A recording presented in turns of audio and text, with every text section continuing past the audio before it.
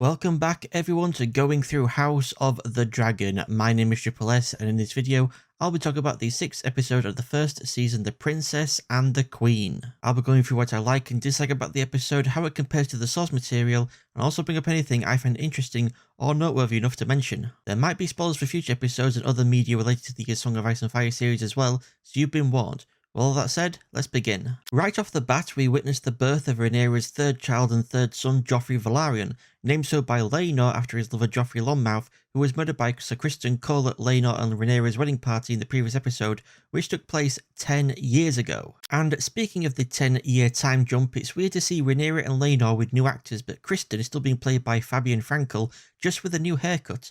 Maybe he's supposed to be like Keanu Reeves, ageless and eternal. Oh, damn, Viserys looking like Mrs. Nesbit with him having lost his entire left arm. He really can't have long left to live. In Fire and Blood, it was actually after the birth of Rhaenyra's second son, Lucerys, not Joffrey, that Alicent told Laena to keep trying, and eventually they might end up with a child that actually looks like him. It seems to me that Helaena Targaryen here might be somewhat on the autism spectrum, what with her intense interest in bugs and insects, how she doesn't look at her mother as they're talking, and how she shies away from her touch. You'll have to close an eye. Let's keep this line of dialogue in mind for the future. Spoiled cunt. Wow, Criston, tell us how you really feel, why don't you? I love that we have Alicent speaking about decency, and then we cut to her son Aegon standing naked at his window and jerking his dragon mate. Got me thinking of Homelander masturbating atop Vault Tower in The Boys. How long was Alicent standing there watching her son about to shoot his seed into the streets below before she finally said something? Wow, it's kinda crazy to see Alicent acting like this after 5 episodes of getting used to her being so quiet and reserved. Yeah, Daemon's dead right there, fried to a crisp. Him surviving flying Caraxes through a cloud of dragonfire is just as unlikely to me as Dany surviving crashing Drogon through a tower of the Red Keep. Wondering what's going on with Daemon whispering to this guy? Well, apparently there's a deleted scene which shows Daemon and the dude in an intimate situation as Laena walks towards them. Being one of those young'uns like Rhaenyra and Laena, maybe Laena's also progressive and fine with being in an open relationship with Daemon. And who knows, might even be turned on by some man-on-man action like Mushroom claims Rhaenyra is, and that she, Laena and Khal would engage in a little menage a trois in the bedroom. Though he does contradict himself later, saying Rhaenyra would actually leave Laena and Khal to bang whilst she went and banged Harwin, which is the angle the show has gone with. Prince Regio Haratis mentions Aegon the Conqueror coming to the aid of Pentos during the Century of Blood, when after the doom of Valyria, Volantis, the mightiest of the Free Cities, attempted to take the fallen empire's place by conquering all the other Free Cities. They took control of Myr and Lys, but when it came time for them to face Tyrosh,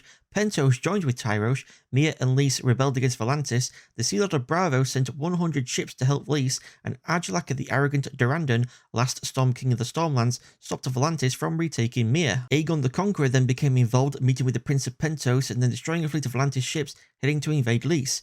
Volantis' attempted conquest didn't last much longer after that. Oh, so it's now the Triarchy and Dawn have joined together in an alliance to cause more mischief in the Stepstones, not back when Daemon killed the Crab Feeder, who was then replaced by the Tyroshi captain Racalia Rindoon, who Laena later mentions to Rhaenyra as being the purple-bearded frock-wearing giant Khal told them about. Laena saying how they are travellers tells us that Lady Jane Arryn denied Daemon his claim over Runestone, which he told Sir Gerald Royce he would pursue in the previous episode. Lady Jane also warned him he was unwelcome in the Vale, and, so it is said in Fire and Blood, he and Laena then travelled via dragon all over Essos until Laena grew pregnant and they stopped their travels in Pentos. If only Harwin could have smashed Criston's face in like how Criston smashed in Joffrey Longmouth, that would have been justice.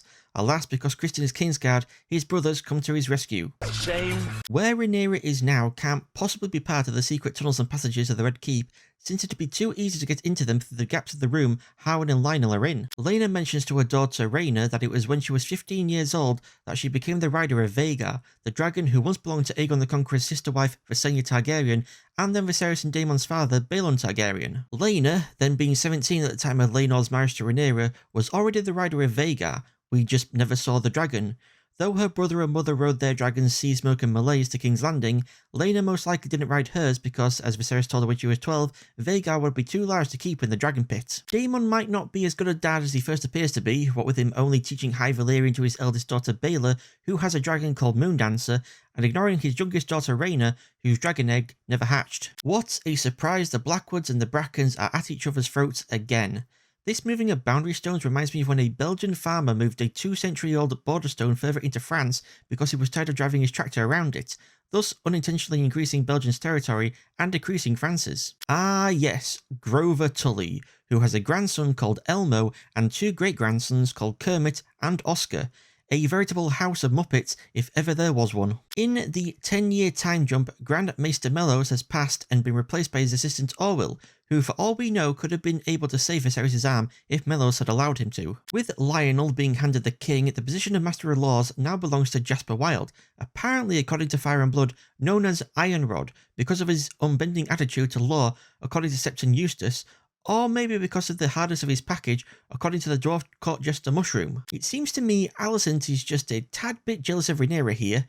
Though she keeps trying to contribute to the small council's discussion and decision-making, it appears Rhaenyra is actually more suited to the role, which makes sense as she's been attending the meetings for a lot longer than Alicent. Though topics seem to be closed after Alicent makes a decision and Viserys concurs, Rhaenyra then chimes in with a different viewpoint, which actually makes more sense. That the Bracken-Blackwood situation should be looked into more, as it could be a prelude to a greater conflict between the two houses, and that the Crown should have done more to secure the Stepstones, as the cost of having done so would be less than the cost of more war with the Triarchy. Bad timing for Rhaenyra to start leaking milk in the middle of her trying to ensure the safety of her family by proposing a marriage, inadvertently reminding everyone present that she is a woman, and so still has the weaker claim to the Iron Throne despite being Viserys' heir, making her proposal appear more desperate than sincere. Also, I feel her covering the wet patches isn't some sort of commentary on some people's attitude towards breastfeeding, even in our modern day or some bullshit like that, but more so she just felt embarrassed being a person of nobility.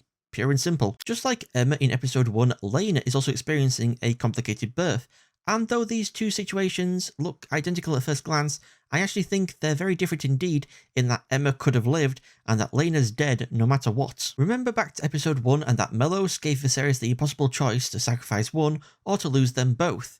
Viserys had the choice of saving either his wife or his baby, and he chose his baby. On the other hand, this Pentoshi surgeon tells Daemon Laena's just a walking corpse at this point, the baby cannot be removed from her the usual way, so the only option left for them to try and save it is to cut Laena open, which would kill her 100%, and even then the surgeon admits he's not even sure if the baby is still alive or not. Add to that Laena would die eventually from the unremovable dead baby in her womb, there is no impossible choice for Daemon to make. She's fucked. How Viserys and Daemon react to hearing about the situation also differs. Though Viserys, after being told a cesarean can be performed, asks if his child can be saved, Daemon, on the other hand, when presented with the option, instead asks if his wife would survive it. This connects with the previous scene of Daemon telling Laena he wants to live in peace in Pentos with his family, away from all the problems of politics, laws and successions of the Seven Kingdoms, whereas Viserys, caring more for the survival of his child than his wife, show that the problems of the politics, laws and successions influence his thinking. Though Laena also dies in Fire and Blood, it's in a different fashion than in the show. Her and Daemon were at Driftmark when she went into labour, and she actually gave birth to a son, but the baby was twisted and malformed and died within the hour. Daemon then left Laena in the care of Rhaenyra to fly to Dragonstone to bring back Rhaenyra's maester, Geradis, who was older and wiser than the one at Driftmark, but alas, even he couldn't save Laena. Then, after 3 days, Laena used the last of her strength to get out of bed to try to get to Vhagar and fly him one last time, but she collapsed dead before ever reaching her dragon, and her body was carried back to bed by Daemon. Definitely a less spectacular death than the one in the show, where Laena takes it into her own hands of how she chooses to die, a dragon rider's death. How Laena managed to get all the way to Vhagar though, as fast as she did without Daemon catching up and stopping her, I do not understand. Rhaenyra looking surprised at Jace asking if Harwin and his father got me like, what else is he going to think? I'd actually be more concerned if he didn't figure it out, since it ain't that difficult, you know? Rhaenyra moving to Dragonstone might not be as bad politically as it first appears to be. True, Alicent will now have an easier job of whispering in Viserys' ear, as Laenor says, but it's been 10 years, and Rhaenyra is still his named heir, despite obviously having 3 bastard children, so the likelihood of Viserys naming someone else heir at this point is very, very slim. And speaking of Rhaenyra being heir, Dragonstone is the home of the heir apparent, as well as being the original seat of House Targaryen, so Rhaenyra living there adds more legitimacy to her being the heir, and it's better she claim the castle and island now, before Alicent does when Viserys dies. I like that we see a rat before we hear Larry say, "You will persist forever," in some form or another. Since rats appearing has been a recurring thing throughout these episodes, why haven't Laena's bones and ashes been collected?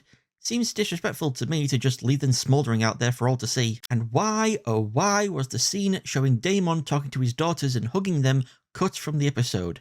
As it stands, the show ends with Daemon seemingly unable to speak to or even hug his daughters, but just awkwardly leave them to mourn their mother. In Fire and Blood, it is said some believe, as Larry says in the show, that it was the curse of Black Harren that caused the death of Harwin and Lionel. Black Harren refers to Harrenhal, the last king of the Riverlands and the Iron Islands, who finished building his castle Harrenhal the same day Aegon the Conqueror started his conquest of the Seven Kingdoms. Harren refused to give up his crown to Aegon, and while in his besieged castle foolishly thought himself safe and stayed in the tallest tower with his last surviving sons, where they were all burned to death by Aegon's dragon Balerion the Black Dread. Ever since then, Harrenhal has been said to be cursed, as many of the houses and individuals who have held the castle have eventually come to bad ends. Going back though to Who Suspects Who, Mushroom instead believes Harwin and Lionel were murdered by Corlys because of Harwin cooking Laena, as the sea snake saw it. Septon Eustace instead places the blame on Daemon, who wanted Harwin out of the way as a rival for Rhaenyra's love. Grand Maester Mellos, still alive at this point in the book,